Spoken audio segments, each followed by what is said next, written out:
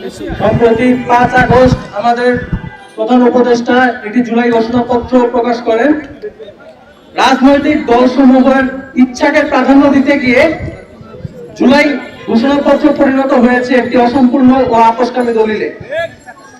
জুলাইয়ের পেছনের গল্প, ক্ষেত্র বিশেষের বিনির্মাণ বা ইতিহাসের যেই ইতিহাস বিবর্জিত এই দলিলকে আমরা আমাদের জায়গা থেকে একটি প্রতারণা আখ্যা দিয়ে একে প্রত্যাখ্যান করতে চাচ্ছি। আপনারা জানেন, স্বৈরাচার হাসিনার আমলে একটা পর্যায়ে যখন চরম জুলুম এবং নির্যাতনের মধ্য দিয়ে অপরাপর যে রাজনৈতিক দলগুলো ছিল, এই রাজনৈতিক দলগুলোর আন্দোলন এবং কার্যক্রম অনেকটা শিথিল হয়ে গিয়েছিল। সেই সময় 2018 সালে কোটা সংস্কার আন্দোলন এবং ঐতিহাসিক কিশোর বিদ্রোহ, নিরাপদ সড়ক আন্দোলনের মধ্য দিয়ে আমাদের যে প্রজন্মের শিক্ষার্থীরা, আমাদের যে প্রজন্মের তরুণরা, তাদের একটি রাজনৈতিক বোধ জন্ম নেয়। আমরা দেখতে পাই সেই 2018 সালের ঐতিহাসিক নিরাপদ সড়ক আন্দোলনের পরবর্তীতে আমাদের গোটা প্রজন্মের রাজনৈতিক সচেতনতা, রাজনৈতিক চিন্তা ভাবনার একটি পরিবর্তন ঘটে। এর পরপরই প্রত্যেকটা আন্দোলনে, প্রত্যেকটা অন্যায়ের বিরুদ্ধে আমাদের প্রজন্মের সহযোদ্ধাদেরকে আমরা দাঁড়াতে দেখি, যার একটি চূড়ান্ত ফলাফল হচ্ছে আমাদের গত 24 সালের জুলাই ঘটে যাওয়া সেই জুলাইয়ের গণ অভ্যুত্থান। আমরা বলতে চাই, আজকে আমরা যেই নতুন বাংলাদেশে দাঁড়িয়ে আছি, সেই নতুন বাংলাদেশের কিভাবে হয়েছে তার গোড়ার ইতিহাস যদি আমরা বাদ দিয়ে দেই আমাদের সেই বিপ্লবের ঘোষণাপত্র থেকে, তাহলে সেই বিপ্লব কি, সেই বিপ্লবের ঘোষণাপত্র আদৌ সেটাকে আমাদের কথা চিন্তা করে রাখা হয়েছে? আমরা বলতে চাই, জুলাই মাসে যে গণ অভ্যুত্থান হয়েছে সেখানে আপামর ছাত্র জনতার অংশগ্রহণ ছিল। আমাদের স্কুল, কলেজ, বিশ্ববিদ্যালয়ের শিক্ষার্থীদের থেকে গড়ে ওঠা এই আন্দোলনে পরবর্তীতে সকল শ্রেণীর, সকল পেশার মানুষ অংশগ্রহণ নেয়। কিন্তু আমরা দেখতে পাচ্ছি অভ্যুত্থানের 1 বছর পরবর্তী সময়ে কিভাবে করে বর্তমান যে রাজনৈতিক বিভিন্ন দল বা রাজনৈতিক কিছু দলের ইচ্ছার কাছে আমাদের ছাত্র জনতার যে অবদান, সেই অবদানকে ঘোষণাপত্রতে কটাক্ষ করা হচ্ছে। আমরা 2018 সালের দিকে যদি একটু ফিরে যাই, আমরা দেখতে পাই কিভাবে একটি সড়ক দুর্ঘটনাকে কেন্দ্র করে আমাদের নাগরিকের যে অধিকার বোধ, সেই অধিকার বোধ থেকে স্কুল কলেজের শিক্ষার্থীরা রাস্তায় নেমে আন্দোলন গড়ে তোলে। সেই আন্দোলনের মধ্যে জমে থাকা দীর্ঘকালীন একটা ক্ষোভ ছিল রাষ্ট্রের থেকে নাগরিকের অধিকার বুঝে না পাওয়ার ক্ষোভ। এই ক্ষোভ ধীরে ধীরে একটি কিশোর বিদ্রোহে রূপান্তরিত হয়। এই কিশোর বিদ্রোহ আস্তে আস্তে পৃথিবীর সর্ববৃহৎ কিশোর বিদ্রোহে রূপান্তরিত হয়, যেটা পৃথিবীর সকল দেশে, কোন দেশে আজ পর্যন্ত এত বড় কিশোর বিদ্রোহ আমরা দেখি নাই। অথবা আমাদের এই সড়ক নিরাপত্তার দাবিতে আমরা আন্দোলনে নেমেছিলাম, বাংলাদেশ বলেন, পৃথিবী বলেন, অন্য কোন দেশে সড়ক নিরাপত্তার দাবিতে এত বড় আন্দোলন কেউ কখনো দেখে নাই। এবং এই আন্দোলনে যারা সম্মুখ সারিতে ছিল, তারাই 6 বছর পরে এই জুলাই গণ অভ্যুত্থানের নেতৃত্ব দেয়।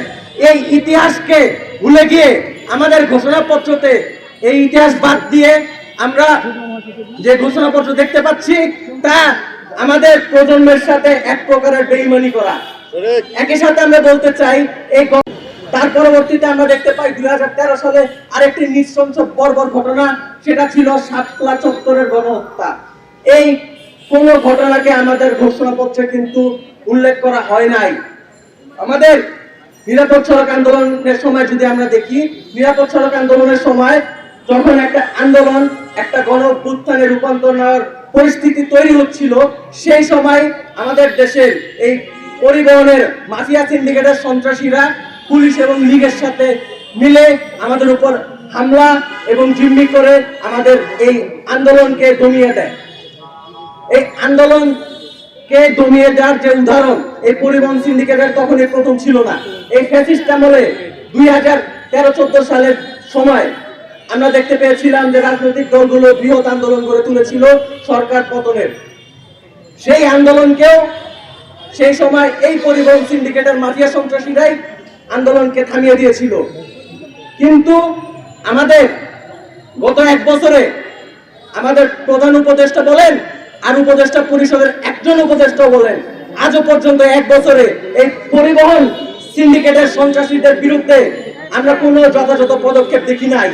আমরা সড়ক নিরাপত্তা বাস্তবায়নে এই অন্তর্বর্তীকালীন সরকারের কোনো যথাযথ পদক্ষেপ দেখি নাই। এই প্রেক্ষিতে আমরা বলতে চাই, আমাদের ম্যান্ডেট নিয়ে যে অন্তর্বর্তীকালীন সরকার প্রতিষ্ঠিত হয়েছে, আমাদের ম্যান্ডেট নিয়ে যে প্রধান উপদেষ্টাকে আমরা বসিয়েছি, আমরা প্রধান উপদেষ্টা সহ এই অন্তর্বর্তীকালীন সরকারের প্রতি আমরা চরমভাবে আশাহত হয়েছি।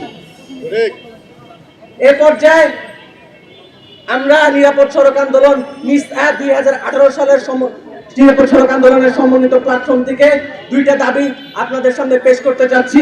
আমাদের নিম্নোক্ত দাবি হচ্ছে, আওয়ামী ফ্যাসিবাদ বিরোধী দীর্ঘ লড়াই ও গণঅভ্যুত্থানের সঠিক ইতিহাস মূল্যায়নে ও অভ্যুত্থান পরবর্তী সঠিক পথে আগানোর জন্য 2018 এর নিরাপদ সড়ক আন্দোলনের ইতিহাস জুলাই সনদে অন্তর্ভুক্ত করতে হবে ও এই আন্দোলনের গণদাবি অর্থাৎ সড়ক নিরাপত্তা বাস্তবায়নে অন্তর্বর্তীকালীন সরকারকে যথাযথ পদক্ষেপ নিতে হবে। একই সাথে আওয়ামী ফ্যাসিবাদী আমলে ঘটে যাওয়া প্রথম সাম্রাজ্যবাদী আক্রমণ, 2009 সালের পিলখানা হত্যাকাণ্ড এবং 2013 সালের শাপলা চত্বরের গণহত্যা ও 2018 সালের ঐতিহাসিক কোটা সংস্কার আন্দোলনের ইতিহাস জুলাই সনদে অন্তর্ভুক্ত করতে হবে। সবাইকে ধন্যবাদ আজকে এখানে উপস্থিত থাকার জন্য। আমরা ইনশাআল্লাহ আমাদের যে আন্দোলন সেটা চালিয়ে যাব। আসসালামু আলাইকুম। প্রিয় সাংবাদিক বন্ধুগণ, এই মুহূর্তে আমরা আলোচনা করার জন্য অনুরোধ জানাচ্ছি 13 সালে ঘটে যাওয়া সেই ভয়াবহ 5 মের ঘটনার বিষয়ে আলোচনা করবেন হেফাজতে ইসলামের যুগ্ম মহাসচিব মাওলানা আজিজুল হক ইসলামাবাদী সাহেব। সাহেবকে তার মূল্যবান বক্তব্য পেশ করার অনুরোধ জানাচ্ছি।